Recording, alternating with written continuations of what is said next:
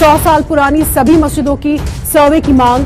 वकील शुभम अवस्थी और सप्तऋषि मिश्रा, इन दो वकीलों ने याचिका डाली है कि 100 साल पुरानी देश की सभी मस्जिदों का सर्वे किया जाए। द लाइव टीवी, सच सबसे आगे। नमस्कार, द लाइव टीवी देख रहे हैं आप। आपके साथ मैं हूं आदित्य कुमार। पूरे देश में इस वक्त मंदिर और मस्जिद को लेकर बवाल मचा हुआ है। ज्ञानव्यापी के बाद तो जैसे लगता है एक सैलाब सा आ गया है। कर्नाटक की जामिया मस्जिद को टारगेट किया गया, अलीगढ़ की मस्जिद को टारगेट किया गया, दिल्ली की जामा मस्जिद को टारगेट किया गया, कुतुब मीनार, ताजमहल, ये बहुत सारे मुद्दे आप देख रहे हैं उछालने की कोशिश हिंदूवादी संगठनों के द्वारा हो रही है। और इसके पहले भी कई सारे मसलों को उठाने की कोशिश हुई है। एक बात भी लीक हुई है कि 30,000 मजारों और मस्जिदों को टारगेट करने की कोशिश की गई है कि उन पर यह दावा ठोक रहे हैं हिंदूवादी संगठन कि यहां पर मंदिर था, मंदिर तोड़कर मस्जिद बनाया गया है। इसको लेकर अब एक याचिका भी सुप्रीम कोर्ट में दायर हुई है। सुप्रीम कोर्ट में 100 साल से अधिक जितने भी मस्जिद हैं उन सबको कहा गया है कि यहां पर सर्वे कराया जाना चाहिए। सुप्रीम कोर्ट में लेकर इसको लेकर याचिका भी दायर की गई है। किन लोगों ने याचिका दायर की, यह भी हम आपको बताएंगे। आप देख लीजिए खबर की थोड़ी सी लिंक, खबर का वीडियो, जिसमें साफ तौर पर दिखाई दे रहा है कैसे 100 साल से पुराने मस्जिदों को टारगेट करने की कोशिश अब शुरू कर दी गई है। देखिए। और इस वक्त एक बड़ी खबर आ रही है, देश की सभी प्रमुख मस्जिदों के सर्वे की मांग की गई है। दो वकीलों ने सर्वे के लिए सुप्रीम कोर्ट में याचिका डाली। 100 साल पुरानी सभी मस्जिदों की सर्वे की मांग। वकील शुभम अवस्थी और सप्तऋषि मिश्रा, इन दो वकीलों ने याचिका डाली है कि 100 साल पुरानी देश की सभी मस्जिदों का सर्वे किया जाए। तो ये सब क्यों हो रहा है ये भी आपको मालूम है, क्योंकि इस वक्त मुद्दा बचा नहीं है। राम मंदिर का मुद्दा हाथ से जा चुका है। मथुरा की शाही मस्जिद को लेकर बवाल मचाया जा रहा है। कैसे वहां शाही मस्जिद में कहा जा रहा है कि यहां पे पूजा अर्चना की जाएगी। उसके बाद अब ज्ञानव्यापी मस्जिद, जहां शिवलिंग को लेकर बवाल मचा हुआ, और अब ये याचिका ये साफ तौर पर दर्शाती है कि आने वाले समय में हिंदू मुसलमान के बीच एक और बड़ी दीवार खड़ी करने की कोशिश शुरू हो गई है।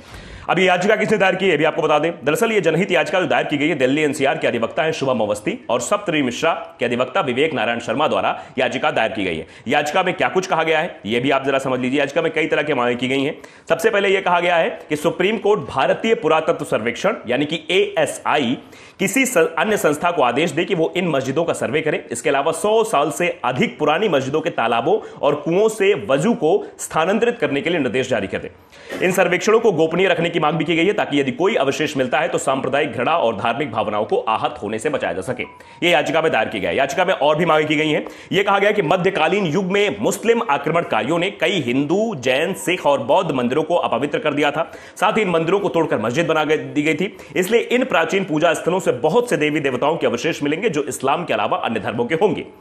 अपनी सहयोगी और सद्भाव के लिए इन मस्जिदों में मौजूद अवशेषों का सम्मान किया जाए और प्राचीन धार्मिक अवशेषों की देखभाल और उनकी वापसी के लिए कदम उठाए जाए। यह याचिका दायर की गई है। अब इस याचिका से आप साफ तौर पर समझ सकते हैं कैसे एक बहुत बड़े ध्रुवीकरण को हवा देने की कोशिश हो रही है, क्योंकि जिस तरह से मस्जिदों को टारगेट किया जा रहा है, चाहे वो ज्ञानव्यापी मस्जिद हो, जबकि वहां के महंत, बनारस के महंत भी ये कह रहे हैं कि वो सिर्फ एक आकृति है। उस आकृति को मंदिर कह देना, उस आकृति को शिवलिंग कह देना यह गलत है।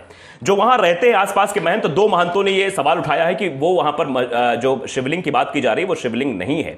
वो पहले से वजू करने का स्थल वहां पर बना हुआ था, वो बचपन से वहां आते जाते थे, ऐसा कुछ भी नहीं है। लेकिन ये सीधे तौर पर हिंदूवादी संगठन और भारतीय जनता पार्टी का जो आईटी सेल है ये इस काम में लगा हुआ है कि कैसे उस आकृति को शिवलिंग घोषित कर दिया जाए।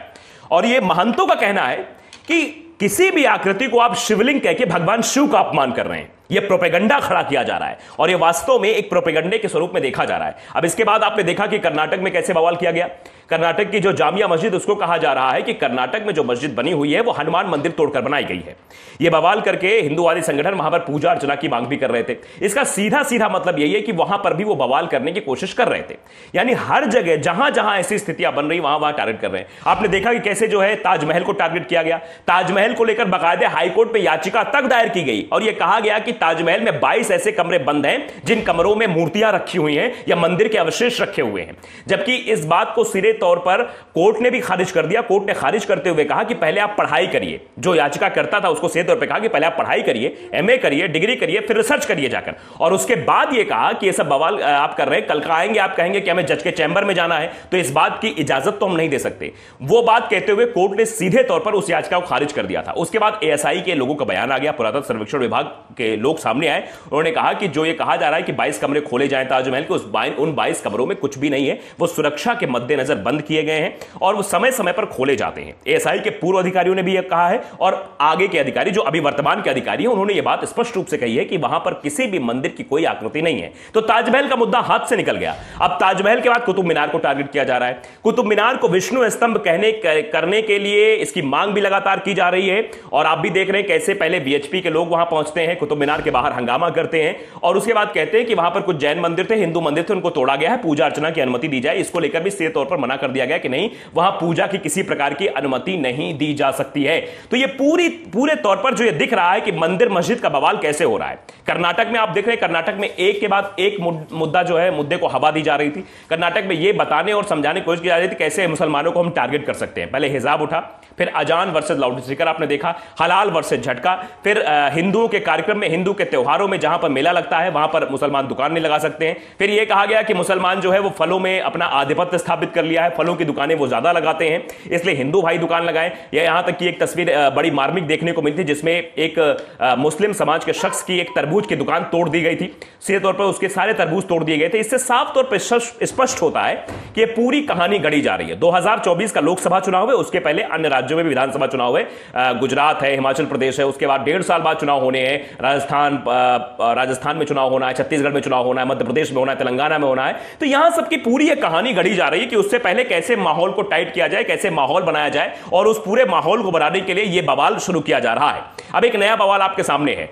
ज्ञान व्यापी के बाद अब यह मस्जिदों को टारगेट करने की कवायद शुरू हो गई है। यानी अब जो 100 साल से पुरानी बड़ी मस्जिद है उनको टारगेट किया जाएगा, उन पर सर्वे की याचिका दायर की गई है सुप्रीम कोर्ट में। अब इस याचिका पे आगे क्या सुनवाई होती है वक्त बताएगा, लेकिन आप भी देख रहे हैं कि 1991 में एक एक्ट आया था, वर्शिप प्लेस एक्ट। इस एक्ट का सीधे मतलब यही था कि जो भी जिसकी जमीन है, जो भी जिसकी जगह है, जो भी धर्म के लोगों की है, किसी मजहब के लोगों की है, वो उसी की रहेगी। राम मंदिर के मुद्दे को इससे साइडलाइन किया गया था, बाकी सब जगह पर यह लागू होगा। लेकिन उसके बावजूद भी 1991 के एक्ट का सीधे तौर पर उल्लंघन करते हुए सब चीजें की जा रही हैं। मस्जिदों को बराबर तरीके से टारगेट किया जा रहा है। आप देख रहे हैं कि मजारों कैसे तस्वीरें निकलकर सामने आई हैं, मजारों पर जाकर मूर्ति रख दी जाती है और यह सवाल भी पैदा हो गया, क्या हिंदुओं को मजार पर जाकर पूजा करनी पड़ेगी, क्या मस्जिद में जाकर पूजा करनी पड़ेगी? अरे मंदिर में पूजा करिए। अपने आप में बड़ा सवाल बन गया कि आखिरकार हिंदूवादी संगठन चाहते क्या है? क्या हिंदुओं को मस्जिद में जाकर पूजा अर्चना करने के लिए बाध्य कर रहे हैं? ये सब चीजें लगातार सवाल उठाए जा रहे हैं। तो ये एक प्रोपेगेंडा सेट करने की कोशिश है। इसके पीछे कोई मंशा नहीं है, इसके पीछे सिर्फ चुनाव मंशा है, इसके पीछे मंशा है ध्रुवीकरण फैलाने की, इसके पीछे मंशा है कि कैसे भी करके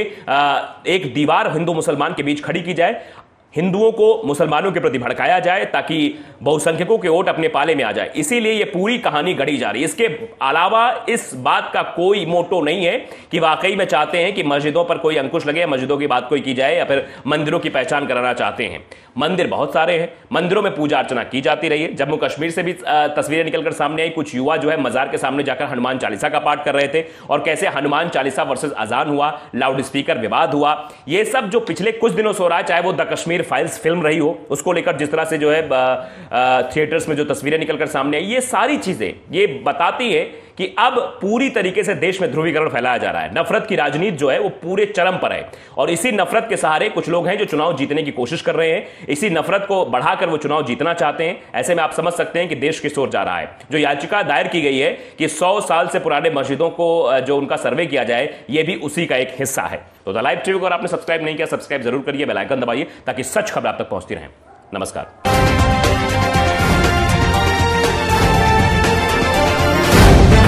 द लाइव टीवी, सच सबसे आगे।